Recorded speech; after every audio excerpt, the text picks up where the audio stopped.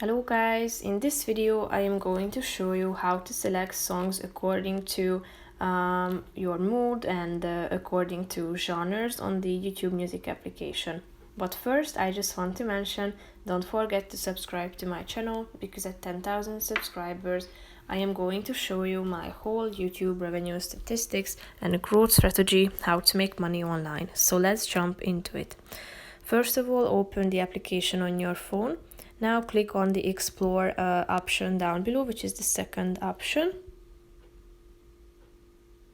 And then you should tap on the Moods and Genres option, which is the third one. And here you are going to see that there are two categories, moods and moments. There are a bunch of options that you can choose from, meaning that you will be able to discover songs according to your current emotions and mood. So if you want to listen to like romantic songs, click on romance, and then you are going to see these featured playlists and so on. So if you go back to the previous page and scroll down, you're going to see that there are a vast variety of genres here.